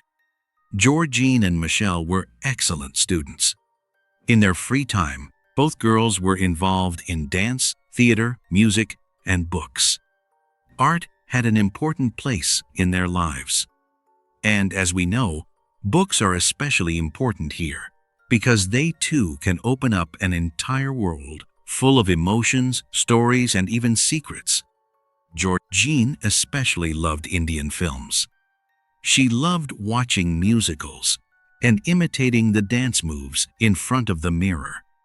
Over the years, it became increasingly clear to her that her destiny was to become an actress.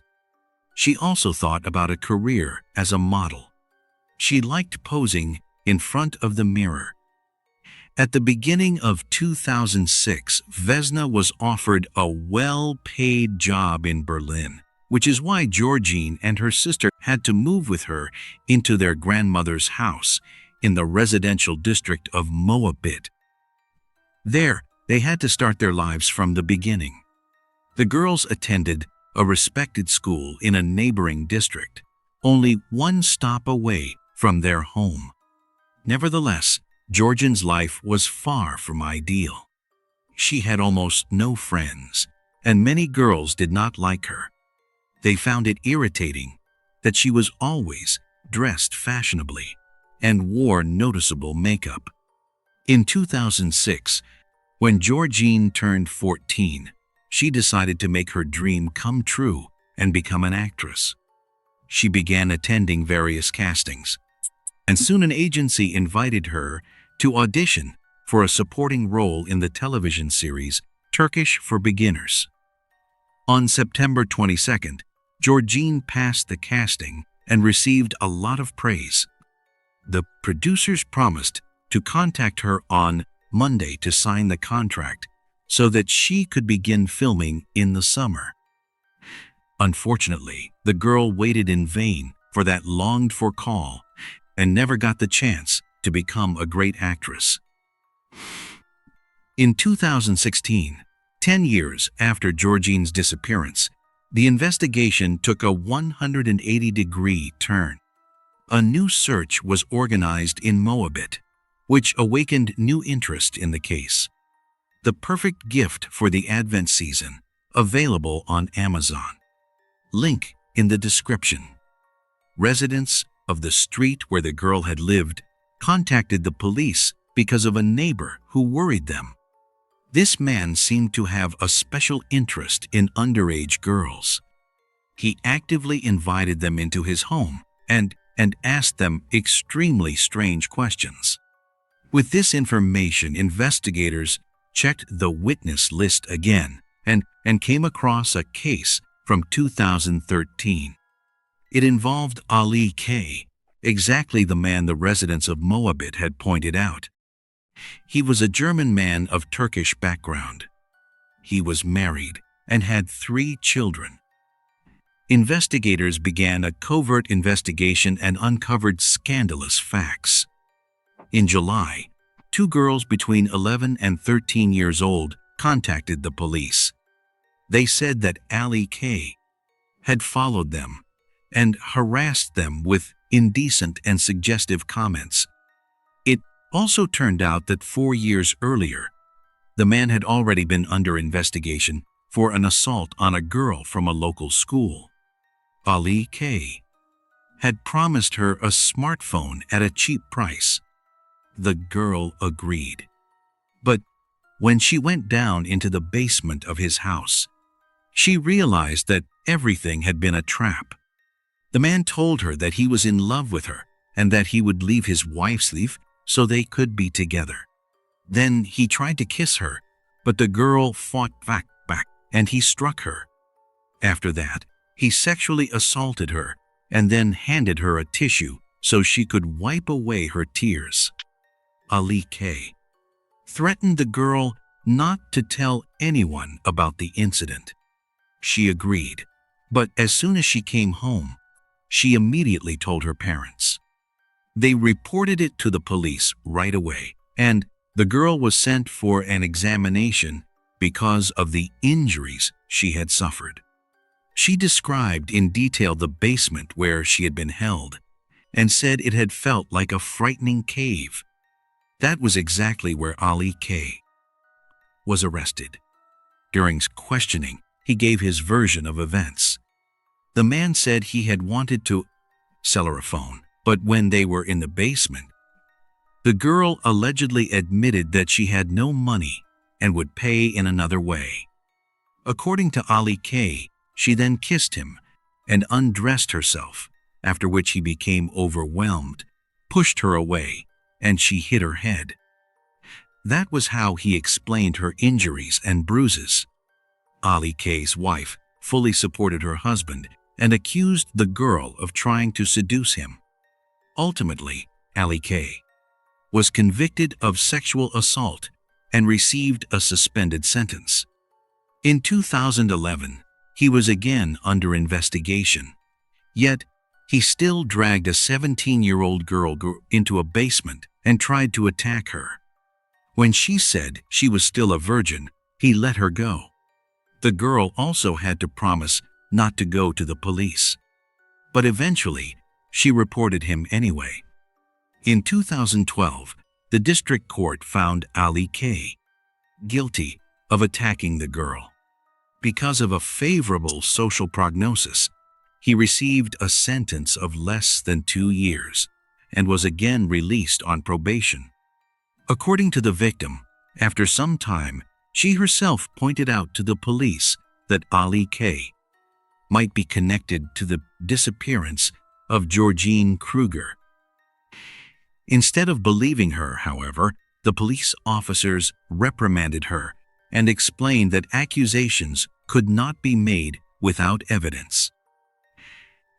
In January 2014, Ali K., who was still on probation, again tried to drag his 14-year-old neighbor into the basement, but he did not succeed.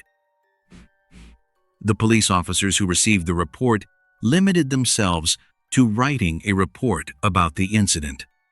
All of these cases had similarities to the case of Georgine Kruger. The victims were schoolgirls and walked past Ali K.'s house on their way home. But that was not all. Investigators also discovered that the man had already been questioned as a witness shortly after Georgine's disappearance and had claimed that he did not know her. That seemed even more suspicious because they literally lived on the same street.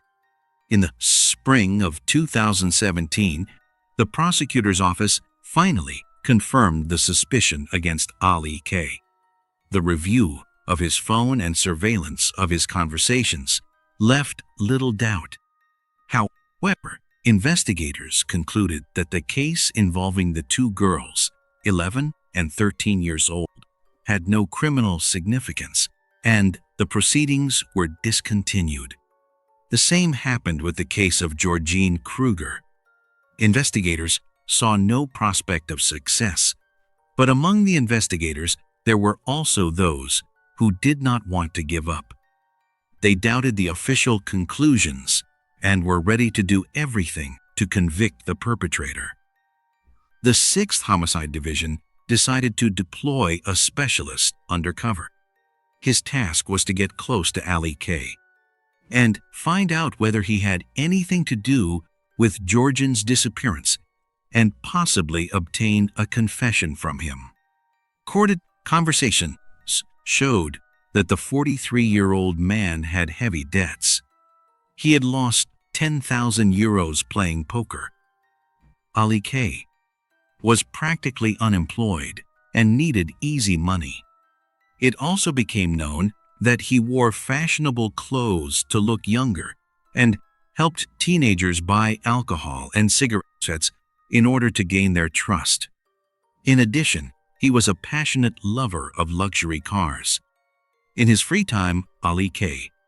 visited a Turkish cafe on the ground floor of his apartment building. He had no close friends. He mostly talked to random people who visited that place. The undercover investigator was given the name Hakan and moved into the same area as Ali K. He entered the cafe and staged a loud argument with another undercover investigator in order to attract the suspect's attention.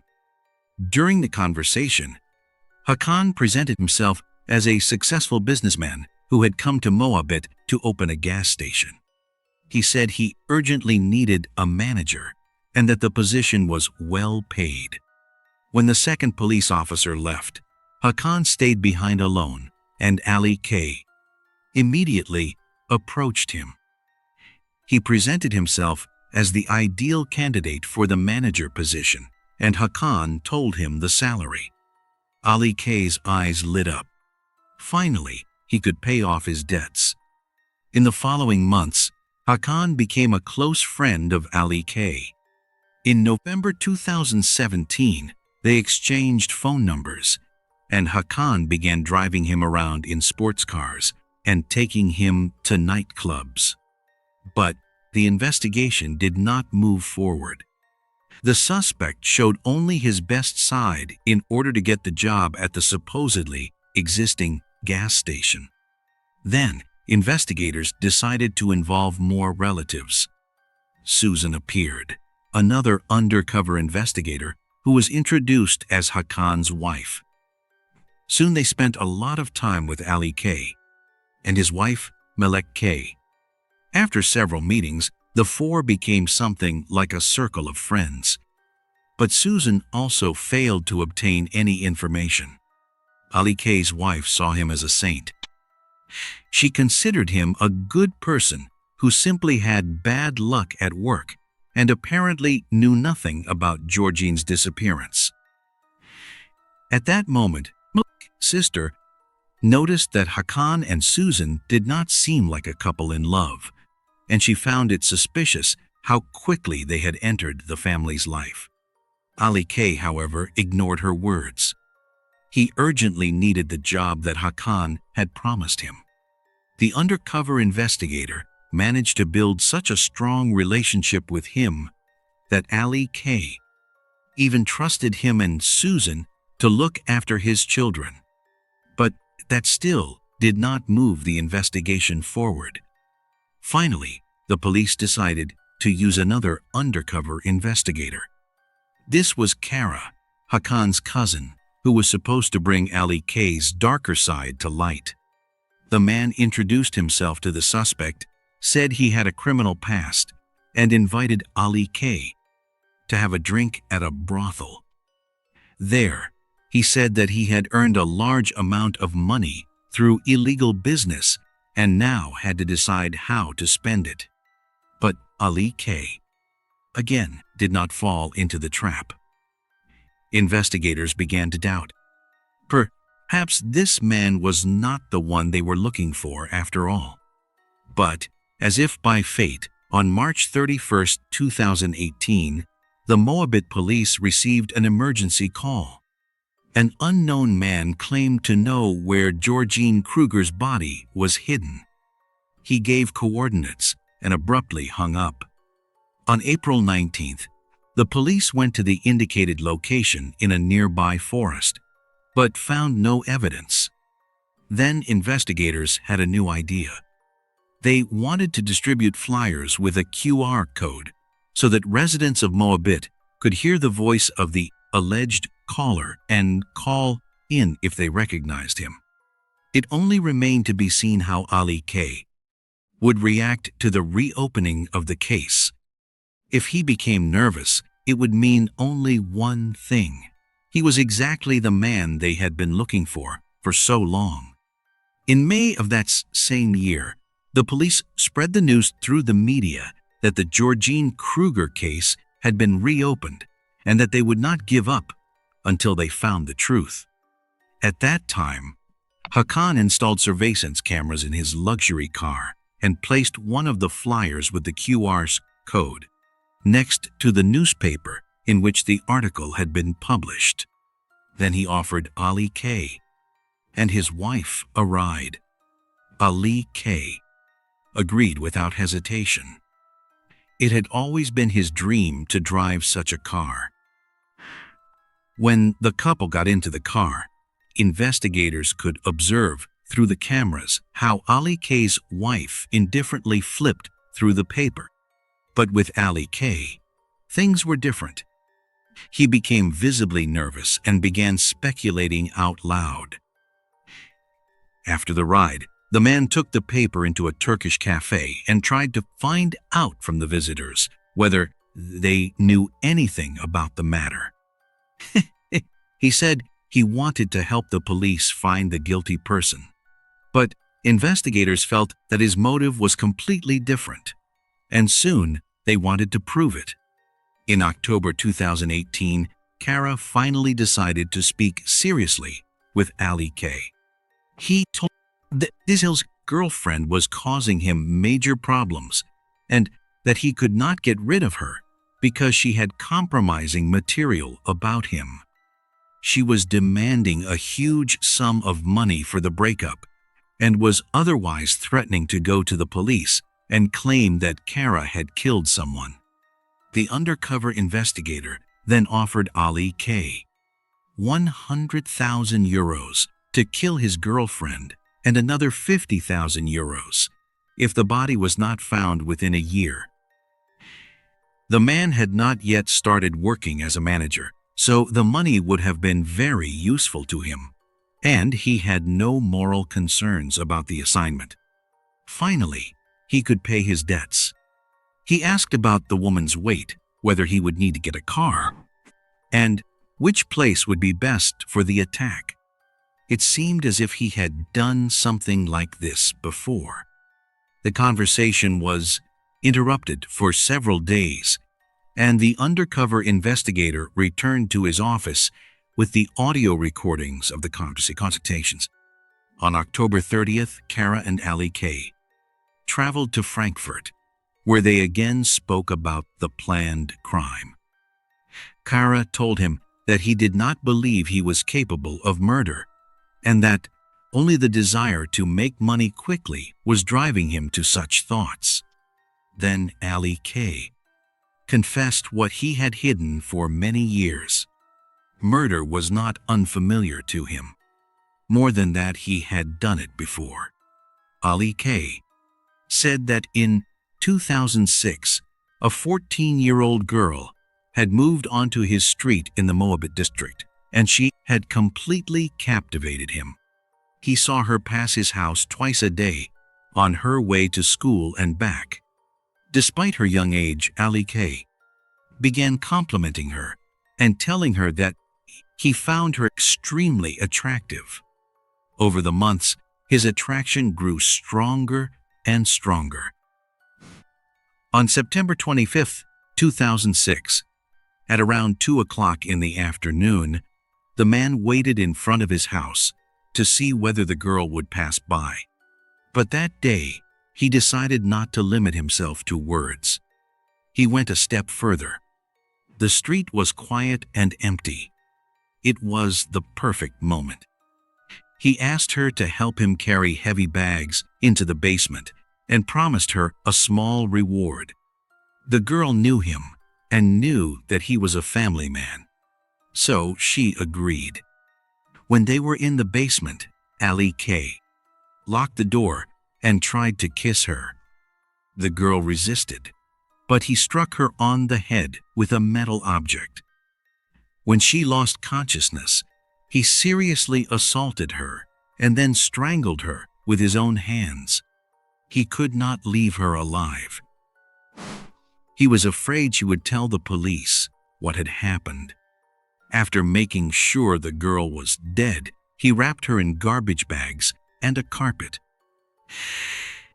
3 days later, he threw the remains into a dumpster next to the house, from where they were immediately taken to the landfill.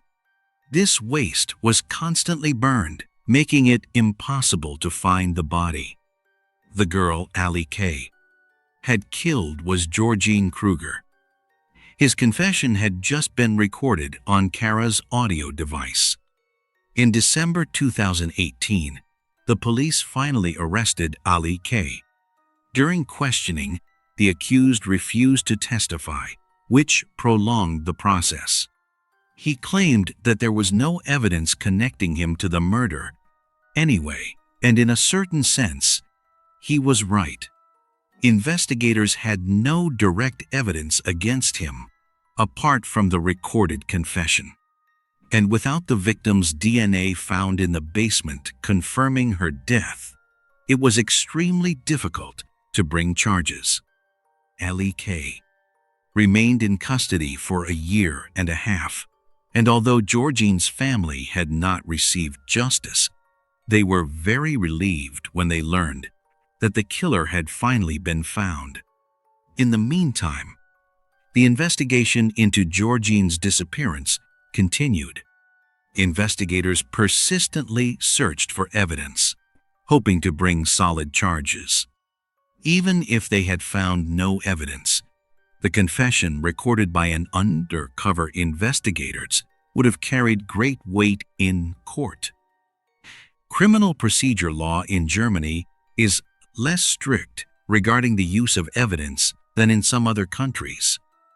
Finally, Martin Glage, representing the prosecutor's office, explained that the judge had authorized the undercover operation against Ali K. On July 31, 2019, the trial began. Ali K. was charged with the murder and severe sexual assault of Georgine Kruger. The accused defended himself by saying that he had invented the crime in order to gain Kara's trust. In reality, he claimed he had intended to hand him over to the police and save his girlfriend. He had never seriously thought about helping him kill her. However, the confession to Georgine's murder contained far too many specific details to be merely invented. On March 17, 2020, Ali K. was found guilty of the murder of Georgine Kruger and sentenced to life imprisonment. But although the killer is behind bars, Georgine's family still has not received full justice. At the time this report was written, the girl's body had still not been found. According to the prosecutor's office, the chances of finding the body are extremely low. Most likely, she was disposed of together with the garbage after Ali K. threw her away in 2006. As for the actions of the police, there was some controversy. The media asked whether investigators should have focused on Ali K.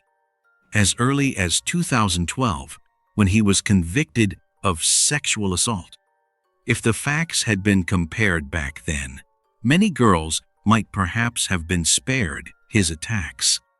The police department and the prosecutor's office justified their position by saying that not everyone accused of sexual harassment is entered into the police information system. Therefore, it was not obvious to other departments that the suspect could have had anything to do with the Georgine Kruger case. Despite brilliant undercover investigations, the police failed the girls of the Moabit district by allowing them to live for more than 10 years in the neighborhood of a rapist and murderer. Now only one question remains open. Will Georgine's body ever be found? Thank you for watching, and take care of yourselves.